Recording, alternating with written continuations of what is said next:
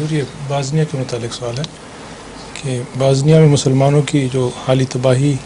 ہوئی ہے، اس کا قرآنی ارشاد وما کننا معذبین حتی نبعث رسولا سے کوئی تعلق ہے؟ یہ جو تمام عالم میں واقعات رونما ہو رہے ہیں عجیب و غریب اور ایک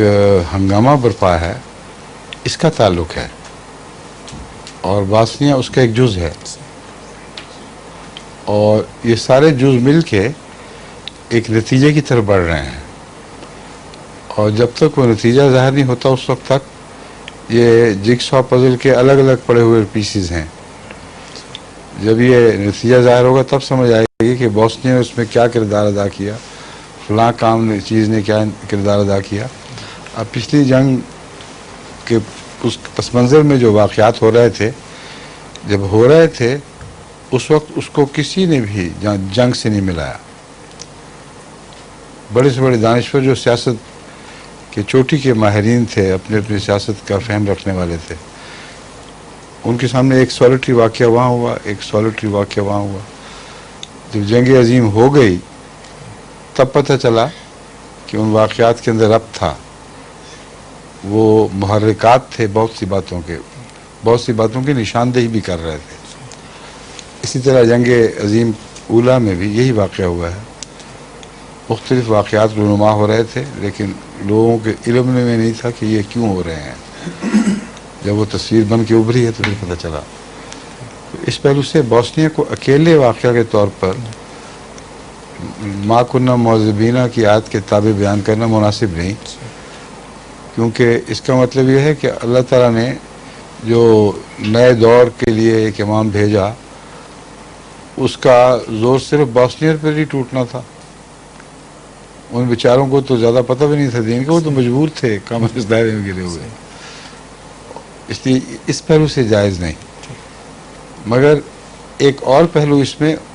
ہے جو بالکل مختلف پہلو ہے، وہ ہے عسیٰ ان تکرہوا شیئا وہو خیر لکم، کہ ہو سکتا ہے تمہیں ایک بڑی مصیبت میں سے گزرنا پڑے مگر اس کے نتائج اچھے نکلیں۔ اس پہلو سے بوسنیا کے مسلمانوں کے خوش آئند مستقبل کے متعلق ہم سوچ سکتے ہیں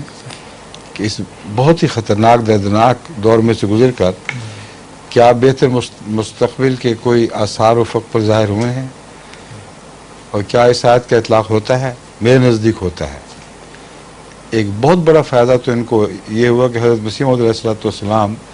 کے پیغام سے تعلق قائم ہوا اور بڑی وسیع تعداد میں کہا، اور تقریباً ہر علاقے میں وہاں مقامی جماعتوں کے لیے یورپ میں مواد تیار ہو چکا ہے، جو جب واپس جائیں گے تو اپنے اپنے شہر اپنے اپنے قصبے میں مقامی جماعتیں بنائیں گے، ابھی سے اس کی تربیت بھی حاصل کر چکے ہیں۔ ایک بہت بڑا عظیم احسان ہے۔ دوسرا ایک عمومی احسان یہ ہے اس مصیبت سے نکلنے کے بعد، جیسے انسان اشکشوئی کرتا ہے، اس سے اللہ تعالیٰ بھی بعض دفعہ قوموں کی اشکشوئی کرتا ہے۔ ان میں عموماً اسلام سے محبت ابھری ہے، وہ آئیڈینٹی، وہ اپنی شخصیت جس کا تصور کھو چکے تھے، بڑی طاقت کے ساتھ واپس اس کی طرف آئے ہیں، اور نئی نسلوں میں بالکل بے تعلقی تھی اسلام سے،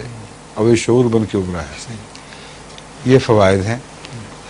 اور نقصان کے پہلو یہ ہیں کہ پہلے غیر معین حیثیت سے اسلام کے نام کے پیچھے ایک بے راہروی کی زندگی بسر کر رہے تھے لوگ، لیکن اب یورپ میں ایکسپوجر کے نتیجے میں بعض ان میں سے عیسائی ہوئے ہیں، اور بعض مغربی معاشرے سے متاثر ہو کر وہ جو نسبتاً سادہ بے عمل زندگی تھی اس میں بدعملی کے رنگ بھر گئے ہیں اب، اور مغربی معاشرہ کے گند لے کر واپس اپنے ملک میں جائیں گے، وہاں ایک پولرائزیشن ہوگی۔ تو یہ خطرناک پہلو بھی ہیں، اور ہر دور کی تبدیلی میں